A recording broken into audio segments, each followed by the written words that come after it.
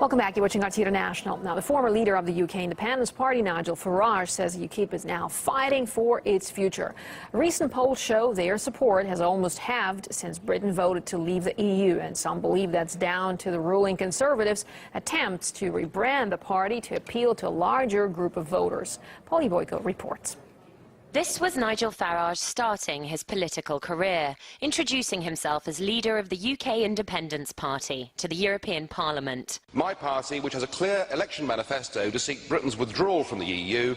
His ideas and his beer-swilling, smoking, troublemaking personality got Farage and his party branded racists and far-right. And nowadays, spotting the difference between UKIP's ideas and Conservative Party policy is hard.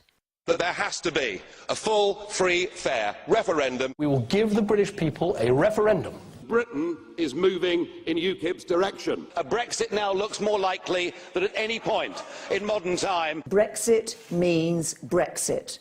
Now that Britain's voted to leave the EU and Nigel Farage says he's stepping down as leader of UKIP, Theresa May's been borrowing his key ideas.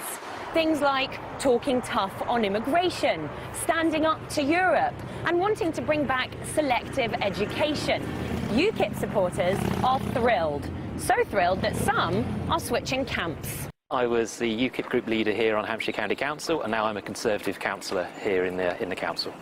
Local councillor Christopher feels he's come home to a party that's powerful enough to implement the policies he's always believed in, UKIP's. You look at Theresa May's conference speech laying out the groundwork for Brexit, triggering Article 50 in March. I mean, that's exactly what I've been campaigning for as a UKIP member since 2012 on a national level, and that's precisely what the Conservatives are now delivering. The effort and work that Theresa May is putting in, actually implementing UKIP policy, is fantastic, and there's huge numbers of members and supporters up and down the country considering doing exactly what I have done. And financial backers too. Millionaire Paul Sykes bankrolled UKIP for over 20 years. He now says he'll put his money on the Conservatives because they're the ones who will redefine Britain's relationship with Europe. Until a few days ago, this man, Stephen Woolfe, was the frontrunner to become UKIP's next leader. In the weeks prior, he'd been flirting with the idea of jumping ship.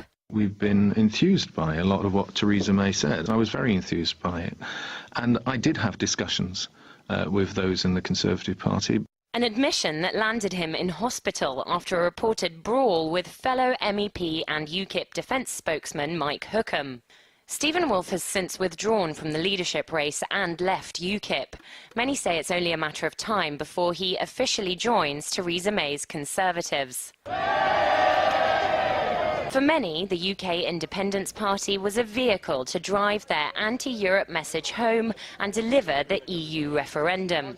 With Brexit on the way and the Conservative government shifting right, UKIP's ideas, which used to be derided as jingoistic and right-wing,